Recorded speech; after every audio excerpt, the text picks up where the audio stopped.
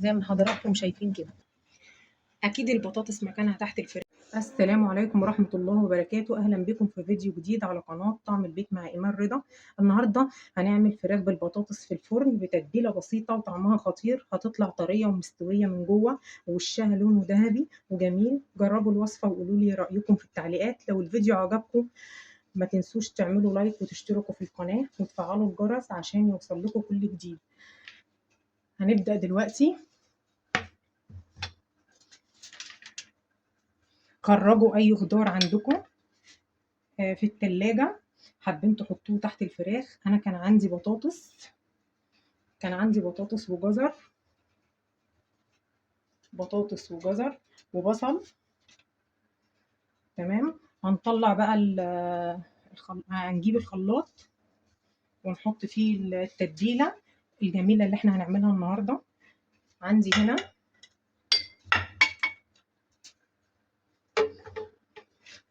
طماطم،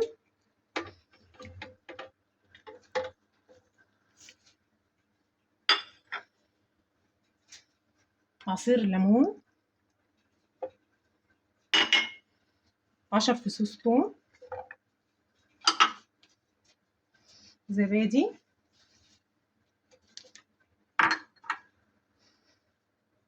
التوابل بتاعتنا اللي هي ملح، كركم، مرق الدجاج، بابريكا مدخنه، حبهان مطحون، قرفه، زنجبيل، وهنحطهم مع بعض.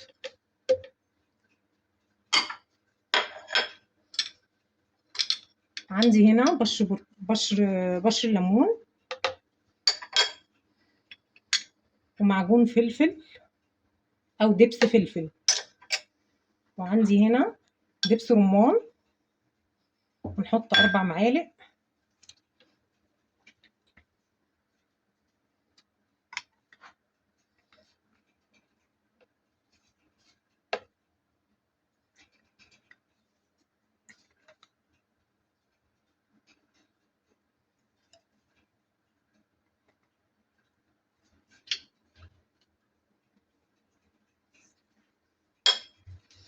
وعندي هنا معلقتين من صلصة طماطم،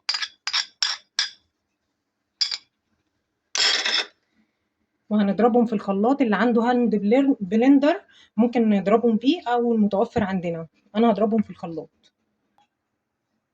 بعد ما ضربت التتبيله انا حطيت في التتبيله هنا نص كوبايه زيت مع معلقه كبيره سمن. هنتبل بيها الفراخ. تمام. وهنسيب شويه من التتبيله على جنب. هقول لكم ليه في اخر الفيديو. والفراخ كالعاده عملت لها محلول نقع، سواء فرخه كامله او متقسمه او وراك او دبابيس. هعمل فيها فتحات علشان التتبيله تدخل فيها. تمام. هنسيبها بقى لمده 6 ساعات، او هتعملوا زي كده هنعملها على طول. اجيب صينيه فرن ينزل فيها بالبطاطس. وقبل ما نعمل كده هنروح حاطين ورق زبده.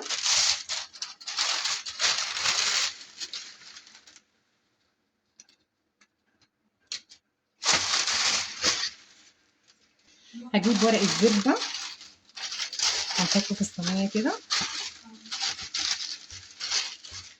وهنجيب البصل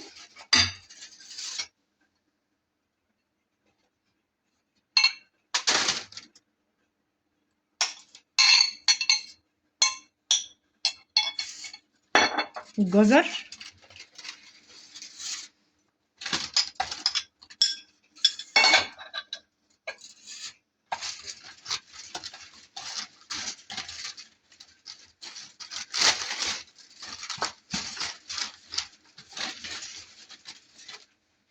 والتتبيله اللي احنا قلنا عليها هنحطها فوقيها كده.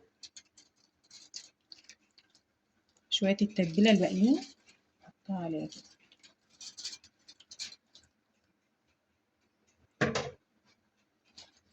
هنقلبها مع بعضها.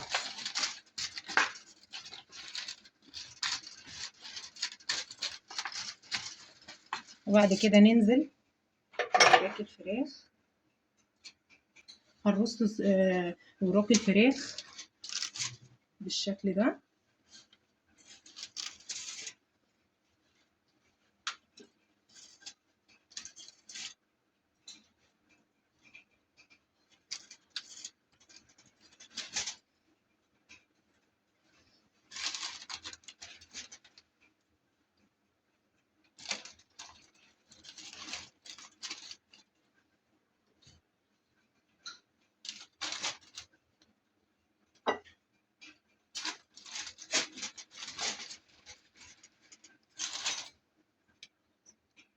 هنحط عليهم قرنين فلفل سلام، ما تخافوش مش هتبقى حراقه خالص، هي هتدي طعم بس.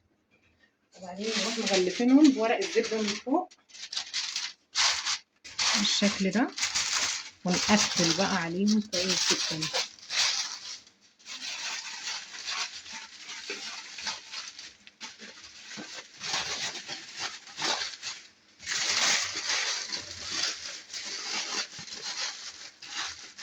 بعدين نجيب ورق زبده من فوق، ورق ألمونيوم،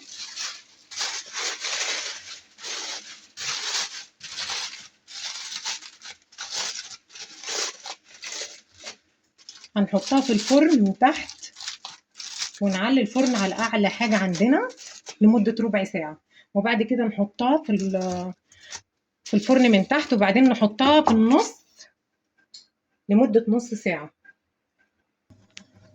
وهنا بنحط التتبيله فوق الفراخ، التتبيله بتاعتنا من فوق الفراخ زي ما حضراتكم شايفين كده. اكيد البطاطس مكانها تحت الفراخ، انا ضفتها قبل ما ادخلها الفرن، والخطوه دي فاتتني في التصوير. وكده خلصنا الوصفه بتاعتنا. نحب نشوف كده الفراخ شويه البطاطس. احنا ممكن نعمل الوصفه دي جنب حبه رز وشويه سلطه، تبقى حلوه جدا بصراحه، ريحتها جايبه يعني لاخر الدنيا بصراحه.